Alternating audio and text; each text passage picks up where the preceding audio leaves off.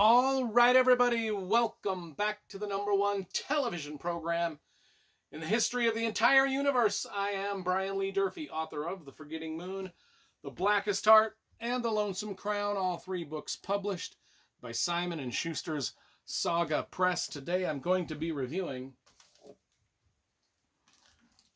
Cry Havoc, the newest thriller novel by Jack Carr. Just came out a few days ago. I just read it. This is book number 8 in the James Reese thriller series, or rather, let's say this is book number 1 in the Tom Reese thriller series. Yes, James Reese is the main character in The Terminal List, which has gone through 7 novels now, and I've read and reviewed each of these novels on my channel. So if you want to watch previous reviews of Jack Carr novels that I've done, just type in my last name, Durfee, into your YouTube search bar and Jack Carr's name, and those video reviews will magically appear upon your television screen somehow. Anyway, The Terminal List, James Reese thrillers, Cry Havoc, the start of, I'm thinking like maybe there's going to be more Tom Reese thrillers. Now, Tom Reese is James Reese's father, and we get to know James Reese's father a lot in the previous 7 books. And Jack Carr discusses in the prologue of this book how he left a lot of, he kind of set it up so he could do a lot of books in this world featuring different characters that have been introduced throughout the first 7 books. This is the first sort of spin-off series. And I'm hoping there's more about Tom Reese and his experiences in Vietnam. That's what we're talking about. So let's talk about the cover first, because you know I love graphic design and cover illustration. I think it's got a pretty elegant cover. The only quibble I have with it is the Cry Havoc doesn't stand out enough against the background. You know, like this one, The Terminal List, really stands out. Anyway, by the way, I have met Jack Carr probably a half a dozen times at different book signings that he's done in Utah and in Park City. He's come down to Salt Lake a few times and then Park City. But anyway, he signed all of my books. Well, except for the last couple. Anyway, and then the cover has a nice photo of the guy on the back. So what is this about? You know, this book is so good. I just can't get over how much I love this. I read it in one day, almost in one sitting. I mean, it came out and then I just read it. I mean, Cry Havoc and let slip the frogs of war. This quote is from the Frogman version of the line from William Shakespeare's Julius Caesar, Act 3, Scene 1. You have never lived until you have almost died. It's kind of a warrior ethos. Never really lived. I mean, didn't Braveheart say that? Wasn't that kind of like what William Wallace was shouting in Braveheart? Anyway, 1968 is when this book takes place. And it takes place over the entire year. Starts in January of 1968 and goes all the way to December of 1968. And it's about the Vietnam War. And in the beginning of this book, Jack Carr also mentions that there are over 1,500 still missing in action soldiers from the Vietnam War. Okay. So Tom Reese is James Reese's father. James Reese is the Navy SEAL badass guy from the Terminal List series. Tom Reese is his father. I'll try to keep those straight as we go. He's a Navy SEAL. He's in Vietnam. We open up with an action-packed, intense prologue of Vietnam War fighting stuff in the jungles. And it is intense and claustrophobic, and just how these soldiers would prepare themselves to go out into the jungles and fight, just making sure they weren't wearing any cologne or any clothing that had been washed in detergent. I mean, they didn't even want to give off the scent, a small whiff of a scent, that they were anything but what would be found in a jungle. I mean, it's like, you know, if the enemy was coming up and they sniffed freshly washed clothes, they'd be like, oh, let's start shooting. So they just tried to blend in. And just the whole opening sequence, which was a pretty lengthy prologue, was so intense. And it just reminded me of when that first time I went and saw Platoon as a teenager when it came out. You know, when that movie came out, I mean, horror movies like Halloween or Friday the 13th, they never scared me. no horror movie or novel really ever scared me, even though I love them. That movie Platoon, seeing that as a teenager, scared the fuck out of me. And the opening sequence in this book had the same effect. Just the horror of war and the claustrophobic nature of the jungle and trying to fight in it and not knowing what's around the corner and just all the different things you got to be thinking about. So that kind of prologue gets us going, and then we sort of launch into the main plot and the story. We've got Tom Reese and his buddy Quinn. We get to know them as they're kind of in Vietnam, doing a lot of different stuff. You know, they kind of in their off hours, they're surfing, they're playing cards.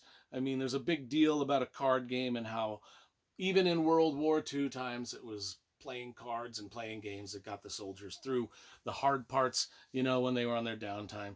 We get snippets of the horrors of war here and there, a lot of it told from the perspective of the Vietnamese, and then a lot of stuff told from the perspective of the inner workings of the governments of the Russian government and the United States governments and the Vietnamese governments, and just how all of that stuff was just corrupt, and how war is bad, and how war is constructed by people that don't have to go fight, and then they send people to fight that, you know, don't really want to be there. And you know, this is a big state, like the movie Platoon, this is a big statement about the folly of war, the effects of war, and the author goes into great lengths to just give us these scenes and flashbacks to history where we can see how the effects of war on the populace of Vietnam just leads the people. They will, what will they do to survive? From the Vietnamese dealing with American soldiers occupying their villages and just doing things. And yes, we're here to help you, but we're also causing a lot of havoc in your country. And what do these Vietnamese do to survive? The ones that are supposedly even on the side of the Americans.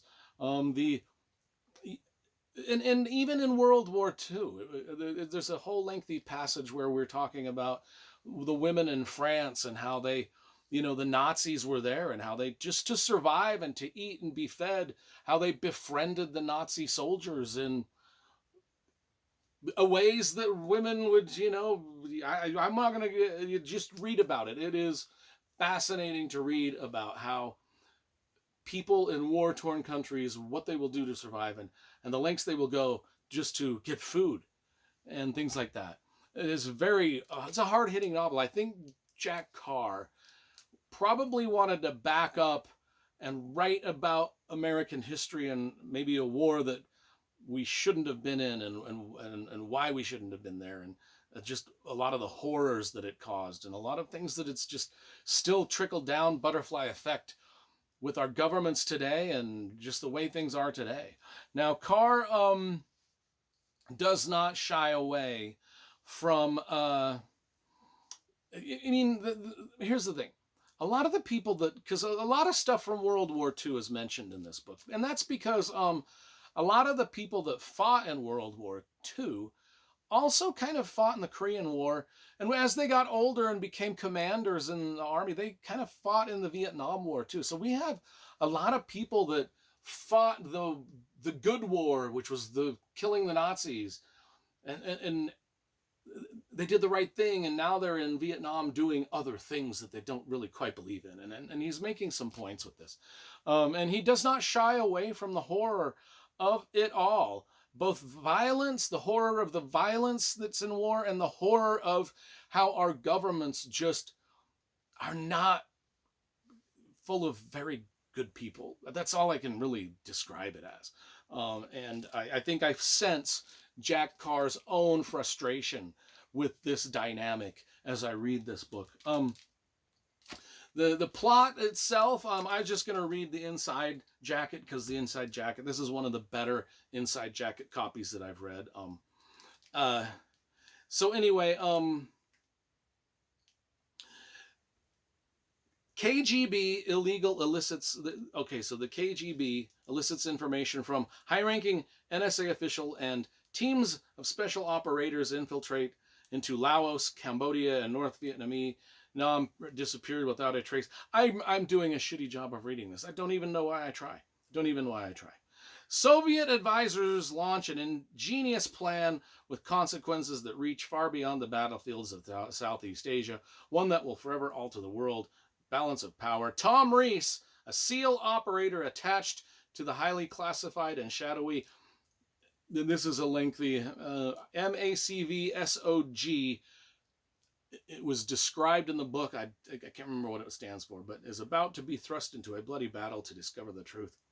From the Kremlin to the White House, from the streets of Saigon to the rugged Ashwa Valley, along the paths of the Ho Chi Minh Trail and into the secret war in Laos, Navy SEAL Tom Reese has an official mission assigned by Military Assistance Command, Vietnam Studies and Observation Group. That's what it is.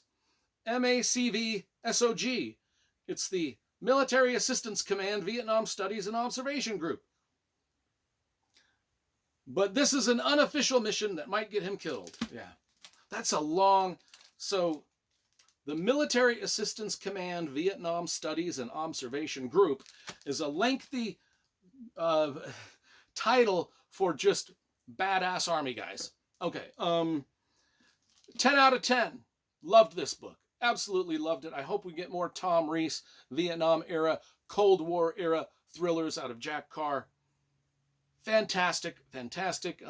It's part of the Terminal List series, but yet not part of the Terminal List series. I think I explained that. Fantastic book. Can't recommend it highly enough.